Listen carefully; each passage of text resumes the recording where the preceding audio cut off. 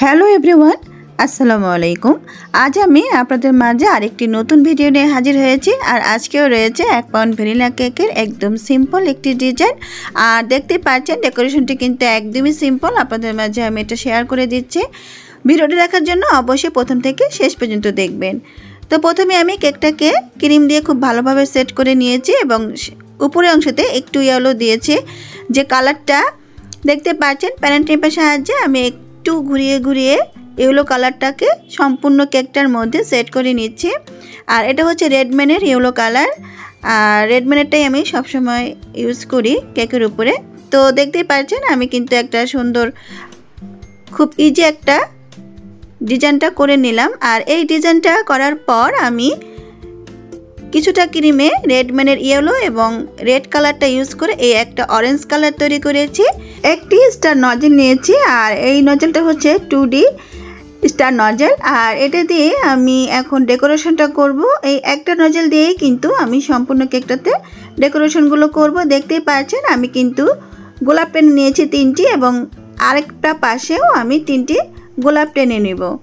আপনারা যারা নতুন এসেছেন আমার চ্যানেলে অবশ্যই আমার চ্যানেলটি সাবস্ক্রাইব করে দেবেন, পাশে থাকা বেল আইকনটি অন করে দেবেন যাতে করে আমার নিত্য নতুন সকল ভিডিও নোটিফিকেশন আপনারা পেয়ে যান।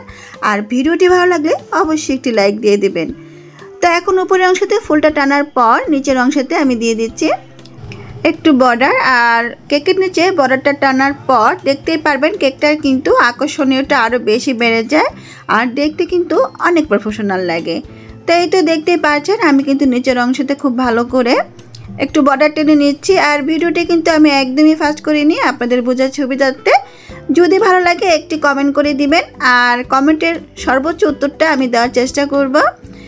আপনাদের সাথে কথা বলতে বলতে আমার কেকটি কিন্তু অলমোস্ট ডেকোরেশন শেষ হয়ে আসছে, যেহেতু আমি খুব ইজিভাবে আপনাদের কাছে এই কেকগুলো ডেকোরেশন করে থাকি।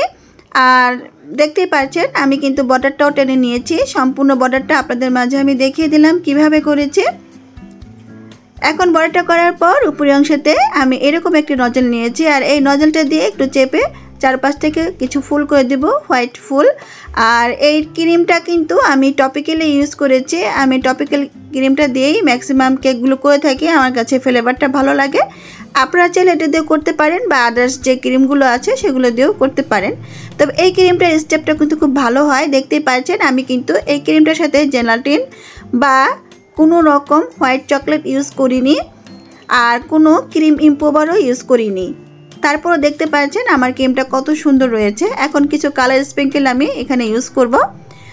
আর এই কালার স্প্রিঙ্কেলগুলো কিন্তু খাওয়া যায়, আপনারা অবশ্যই খেয়ে নেবেন। অনেকে হয়তো বা মনে করেন যে ডেকোরেশনে যেগুলো দেওয়া হয় হয়তো বা খাওয়া যায় না, কিন্তু সবগুলা যদি খাওয়া না যায় আমরা কিন্তু এটা বলে দেই যে এটা কিন্তু আর্টিফিশিয়াল আর আপনারা খেতে পারবেন না।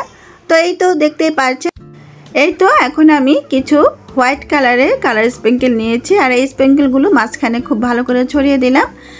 দেওয়ার পর আমি ফুলের উপরেও কিছু কালার স্প্রিঙ্কেলগুলো দিয়ে দিচ্ছি। এটা কিন্তু হোয়াইট কালারের এবং চারপাশে যে ফুলগুলো আছে এর মাঝখানেও কিন্তু আমি একটু একটু করে কালার স্প্রিঙ্কেল বসিয়ে দিব। আপনারা অবশ্যই ভিডিওটা কন্টিনিউ করতে থাকেন, তাহলেও সম্পূর্ণ ভিডিওটা দেখে বুঝতে পারবেন আসলে আমি কিভাবে ডেকোরেশনগুলো আপনাদের মাঝে করছি। আর এই তো আমি বসিয়ে দিচ্ছি, দেখতেই পাচ্ছেন।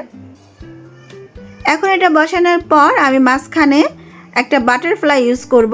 আর বাটারফ্লাইটা দেখতেই পাবেন কিছুক্ষণ পর। এরই মাঝে শেষ হয়ে যাচ্ছে আমার ভিডিওটি। আমি আরেকটি নতুন ভিডিও নিয়ে আপনাদের মাঝে হাজির হব। সেই পর্যন্ত আল্লাহ হাফেজ। সবাই সুস্থ থাকবেন, ভালো থাকবেন এবং আমার জন্য অনেক অনেক বেশি দোয়া করবেন।